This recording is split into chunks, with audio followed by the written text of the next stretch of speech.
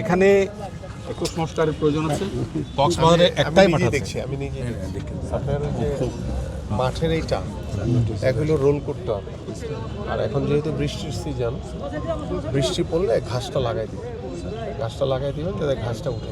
Role করাটা মানে বৃষ্টির আগে রোলটা করে নেন, বৃষ্টি হলে তো আর রোল করতে পারবেন। কারণ আমাদের যেহেতু 30 এপ্রিল শুরু হবে প্রোগ্রামটা, এবং এখানেই কিন্তু আমরা বেস করে করবো। বাইরে জায়গা কিছু ইউজ করবেন, এভাবে ইনডোরটা ইউজ করবেন, সো দ্যাট আমাদের এমপি সাহেব আছেন, উনি সার্বিকভাবে সহযোগিতা করবেন। আমাদের প্রশাসক সাহেব আছেন, উনি ইয়ে করবেন। আর আমাদের ইয়া থেকে যত ধরনের সুযোগ সুবিধা লাগে সকল ধরনের ইয়া থাকবে। সো মাঠটা ভালো থাকলে প্লেয়ার ভালো খেলবে। আর আমি আরেকটা কথা বলি, আমাদের অবকাঠামোর দিকে কিন্তু নজরদারি নেই, আমরা শুধু খেলোয়াড়দের দিকে হচ্ছে নজর আমাদের, ঠিক আছে?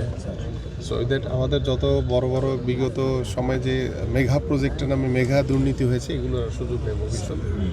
এটা মাননীয় প্রধানমন্ত্রীর সরাসরি নির্দেশনা। সো আমরাও আমাদের স্বল্প আকারে যে আমাদের স্পোর্টস মিনিস্ট্রির যে অবকাঠামো আছে সেগুলো তো আমরা কাট আপ করে আমরা আমাদের খেলোয়াড়দের দিকে আমরা মনোযোগী আসবো, ঠিক আছে? শুধু আমাদের মেন ইম্পর্টেন্ট হচ্ছে মাঠের মধ্যে যদি ভেতর যে পাইপ চালিয়ে যে ঢাকা স্টেডিয়াম পরে করতে হবে, এটা আমরা পরবর্তী এখন এখানে ঘাসটা দিতে হবে, হচ্ছে ঘাসটা দিয়ে আমরা রোলিং করে ঘাসটা দিতে হবে, ঠিক আছে? লাগলে যে আমাদের যে মানে গ্রাস যারা লাগায় বা যারা মাঠ মেজারমেন্ট করে তাদের এনে যদি কোনো কিছু মাটি ফেলতে হয় বা কিছু ফেলতে হয়, তাতে ড্রেনেজ তো আমরা পারবো না, জাস্ট একটু ঢালু থাকলে মাঠ পানিটা যেতে বের